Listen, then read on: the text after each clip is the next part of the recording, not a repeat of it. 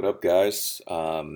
We are going to shift from Android development to talking a little bit about that 802.1W. All right, so anybody studying for their Cisco exam or whatever, Juno S exam or what have you, already knows that this is RSTP. We're not going to be talking about 802. That 1D because, yes, I've seen that in networks even presently, but that's old technology, man. That's like your grandpa. So we're just gonna stick to the new stuff. And dude, I'm telling you, I made a video for spanning. I made two videos for spanning tree.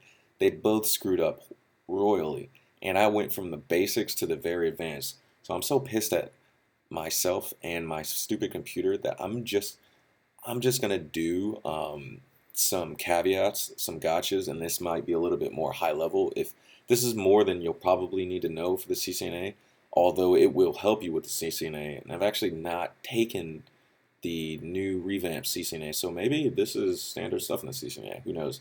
I think of it more as the CCNP level stuff. Um, but so what we're going to talk about in this video is some benefits of PortFast, BPDU guard, BPDU filter, some use cases, and bridge assurance for you new switches out there, the NextOS stuff. All right, and I also wanted to talk a little bit about the election of STP, and we can actually talk about this first. And this is a diagram I like to give out here that has really helped me understand the election process. So when you have these two switches, I mean, you already know that the root bridge, that's going to be the lowest bridge ID. It goes in increments of 496. It factors in VLAN ID and MAC address. So you already know that. Let's just say that you've set this guy to 4, or what? Never mind. Let's say it's the default 760. I think that's it. Let's say these are both out of the box. Wow, that's what in the world? 768. All right, so these are both 768 bridge IDs. All right, so let's say that you wanted to use this link as for the traffic that's going through, and you didn't want to use this link. So how generally how would you do that? And I would say that I'm going to even add another switch here, so it'd be a little bit easier to understand. So if you want to take a second and think about or pause the video, how you would, what would your thought process be if everything's default? If you wanted to have this, if you wanted basically this switch to say, hey, look, send stuff out this port instead of that, because as you know. And this is getting into the basics of how STP works. It's not gonna have two different, unless this was a bundled port channel, which is out of the scope of this video. And don't assume that. Just assume they're two separate links. STP has to block one of these links, otherwise it's going to cause a loop. So let's just say that you want to influence this. How would you do that? And then, like I said, you could pause the video. So how you would do this is, so you go into switch configuration. You see things like this on each. Let's just say you do show spanning tree command, just one of the show commands.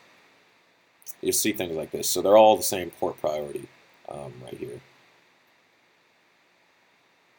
So normally, spanning tree, one of the last resorts that it does for these port elections is the lowest interface ID. So if it was like FA, 023 or whatever, and the other side was FA 025, well, it's going to accept, if everything's the same, it's going to accept this as a superior BPDU. But we're talking about manually manipulating it. So what you would do is remember this key thing.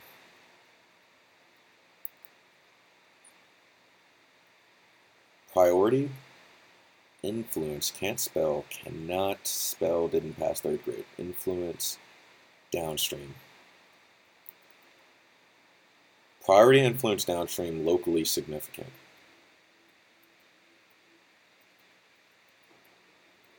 If you can remember this, you'll understand a lot of, you'll be a priority guru, all right?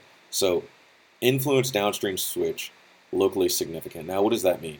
So what you can do is you can actually set manually 64. Let's just say you set this, you go in there, configure spanning tree, run the config command.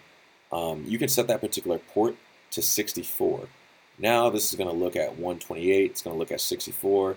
And this switch right here, this bad boy, let's call this bad boy switch 1, switch 2. All right, so switch 1 is going to be like, hey, you're sending me a BPDU with a lower priority. This is what I should use for my port, right? This is what I'm going to use. That's how you influence the downstream switches. And this is locally significant. Remember, I wrote this down. Locally significant. So this doesn't propagate throughout the network. So the switch behind it's not going to be like, oh, well, switch 1 or switch 2 has a 64, plus 128. That's lower. No, that's not how it works. Now, and also remember that this is generally going away from the root. All right, the root of the tree. That is my crudely drawn tree. Like it. Please like it because I feel like I'm an artist. All right, so that's generally going away from the tree. So you're probably asking yourself, so what is that cost thing I see? So cost, you might see things like 19, 4, 19 again, 0. If you see a 0, you're on the root bridge. You see a 4, you're on a gigabit Ethernet port. See a 19, you are old school, buddy. You're on the FA 100, 100 megabits per second. Get an upgrade, bruh. So that's generally what you'll see. And for cost, I like to think of it, let's just scroll over. For cost, I like to think of it as towards the root.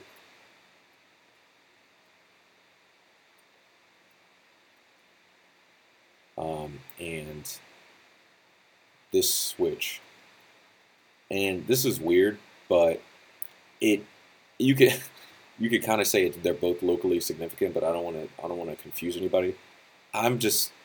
This is easier for me to remember, this switch, because what cost will do is if you go in there and edit a switch's cost, this basically helps it determine which root port it wants to use. So let's just say it's connected to the root and you have 2 ports. Well, if you give this a cost of 1 and this has a cost of 4, guess what you think? Guess what's going to be elected as the root port? Of course, this guy right here. So just remember, towards the root, you definitely want to do cost, and this is cumulative throughout the domain. Away from the root, priority for downstream switches. So if you're on this switch, you'll be influencing everything behind it. And that goes for that. Remember, it's locally significant, so you would have to do it on each switch behind it, depending on what you need. So yeah, I hope that makes sense. Like I said, this is going to be a pretty quick video. So I also want to talk about if I'm moving around, I know it's probably annoying, but I'm getting used to all this. So bam. All right, cool. That worked out pretty. All right, so I just want to talk about some use cases of PortFast. What you should know about PortFast is that you should probably be putting this on all your access layer port. So you got your campus model, right? Probably don't need to draw this. You probably have this engraved in your head, but see, and then you got your distribution switches, and you got your access level switches, right? A, D for distribution. All right, so you got this bad boy, and you got nodes and nodes connected to this, but you also have servers and stuff connected to this. So anywhere you have access or core layer, anytime you have like a server or pretty much any workstation or any kind of end node, with the exception of like virtual switches and stuff like that. You generally want to put port fast on it so it can converge easy. So the listening, learning, these are the states of STP. You should know this. Forwarding.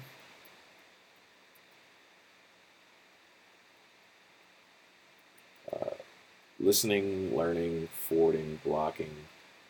Wondering if there's anything else. I think that's pretty much it. So it goes into listening. I don't know. I think it used to happen for 15 seconds.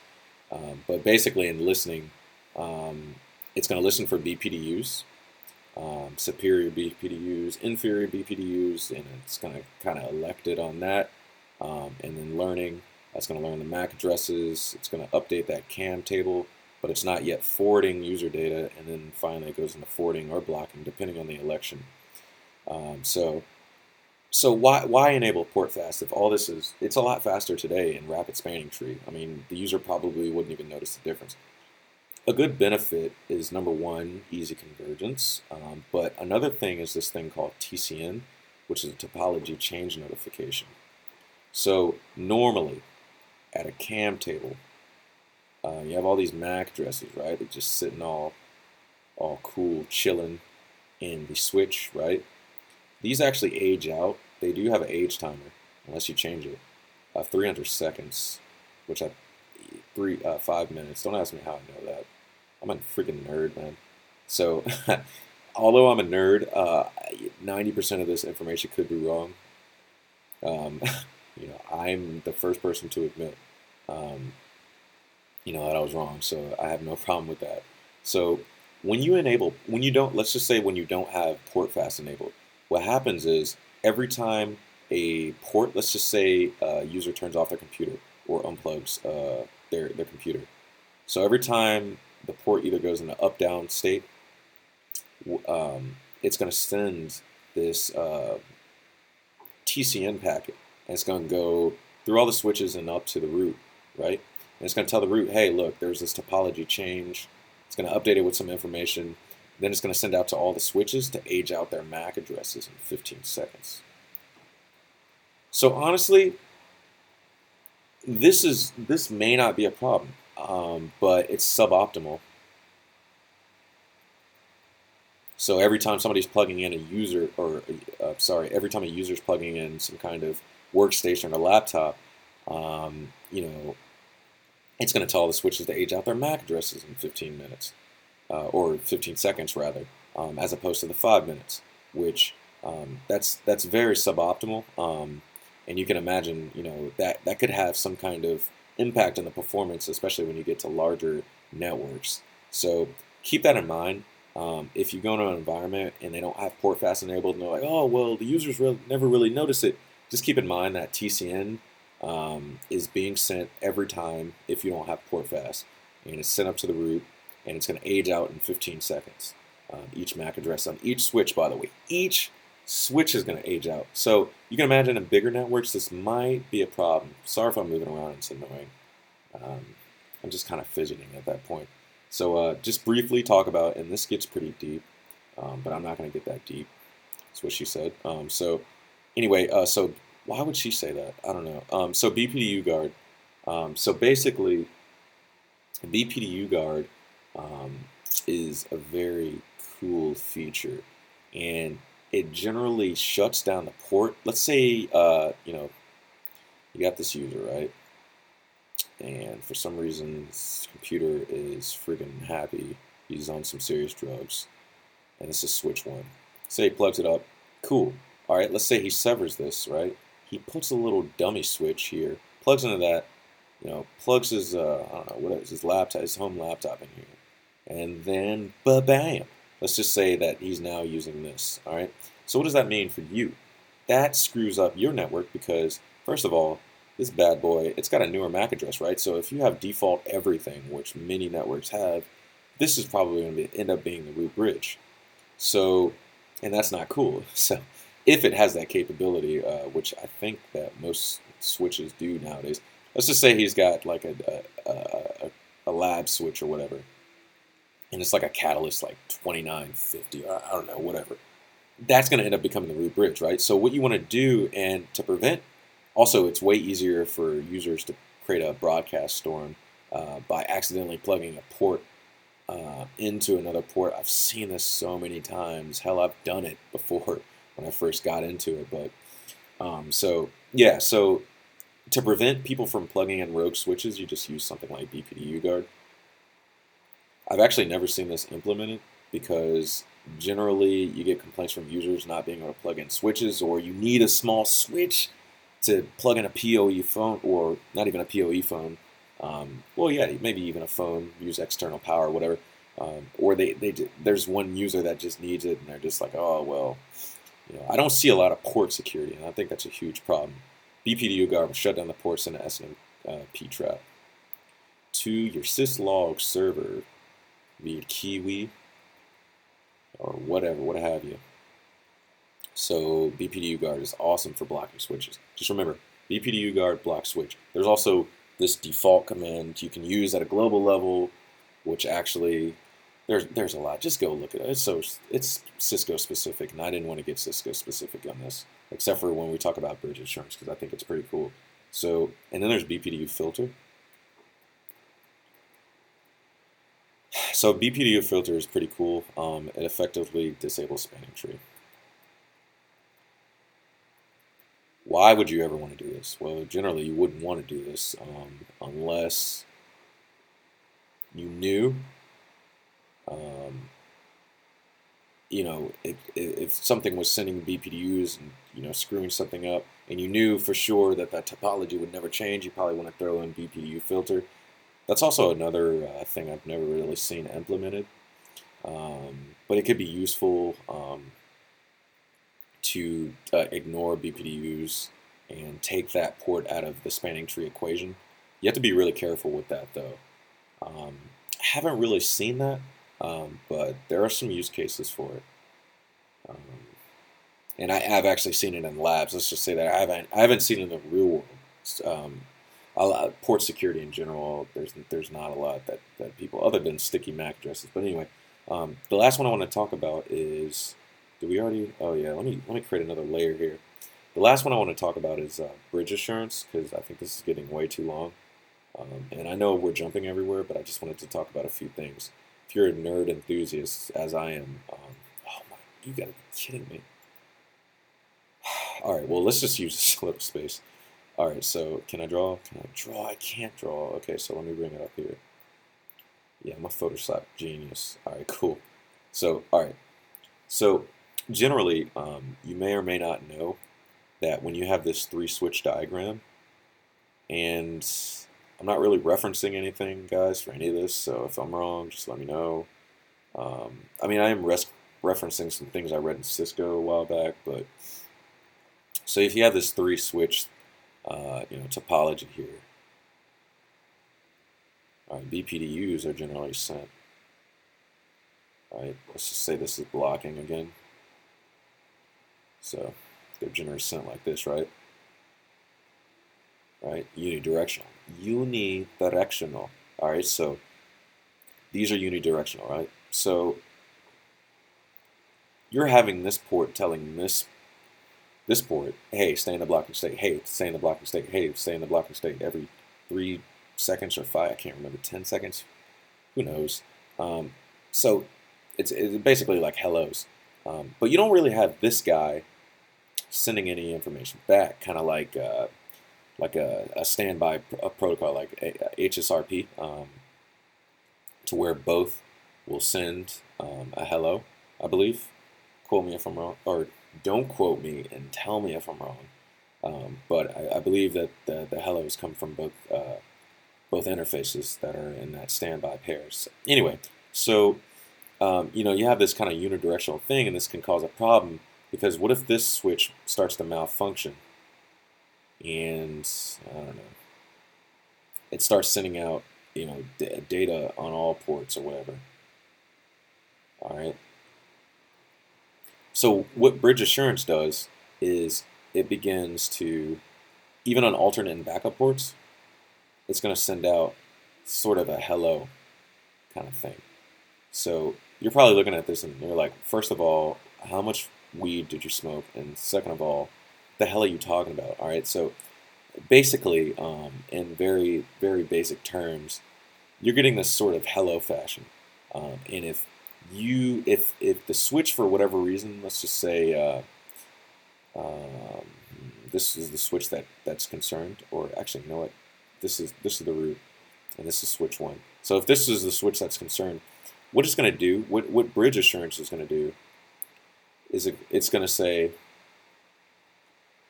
um, hey, your bridge, your BPDU is inconsistent. You're in an inconsistent state. Either I'm not receiving BPDUs.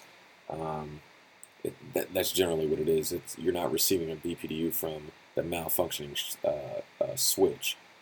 So since you're not sending BPDUs, I'm going to put you in an inconsistent block state. Um, Now I've only seen this cause problems really. If you go into the Nexus OS and you go to config T, I think it's spanning tree port type network, I think. All right, so you type this bad boy in. All right, if you've never really worked with Nexuses, you're going to think that this command is going to work for all switches. Well, it doesn't, because bridge assurance on the new Nexus OS, let's say you have a 5K or 7K, and you have older switches on your network, which I'm sure your switch is not, or your topology is not comprised of completely Nexus OSs unless you are balling, all right? But let's just say that you're trying to, I don't know, port channel this point-to-point link, point-to-point switch link to, let's say, some old Catalyst, or let's just say, for this case, some HP switches that are, from the 90s, all right? When your dad was still going to discotheques. Actually, that's probably the 70s. Let's just say, were switches in? All right, let's find some common ground. 85. Let's say the year 85, maybe. Were switches in? Whatever, we're just going to say it's an old switch, all right? Try to plug that bad boy up into this Nexus. It's just all hot and new age and all checking its Twitter and Facebook every 5 minutes. It's too new for you, bro. So what happens is if you put spanning tree port type network on this switch, it's going to go to HP.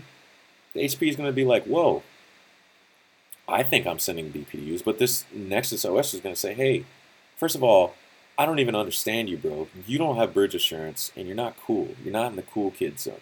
It's basically like your parents trying to get on Twitter, and they just don't get it. Like that's the HP switch. It just doesn't get it. It's gonna put the port in an inconsistent state. It's gonna block it. It's gonna give you an error message. All right, and this is a Cisco thing, and I'm sure it's on other switches, but if you look up it says like BLA, inconsistent port, and if you type in spanning tree something, I forgot, inconsistent ports, it shows you all the inconsistent ports. You're going to see that on this port channel, this logical link here, you're going to have an inconsistent port and it's going to be blocking.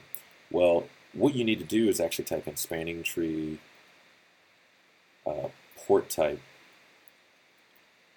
normal, and that's going to get you where you need to go, because that actually disables bridge assurance. That BA dog. It's awesome, don't get me wrong, bridge assurance, but it causes a lot of headaches when you're dealing with older equipment. And it's also recommended by Cisco to actually implement bridge assurance throughout the network. So it's, it's one of those, it's a feature kind of things, but it can cause problems. So I think that's all I wanted to talk about. I know I kind of skipped around. I know that there could possibly be some debatable topics in here, so please debate away, my friends. Yeah, so that's obviously you can get a lot deeper, but that's all I wanted to talk about. All right, so see you guys in the next vid. Thanks.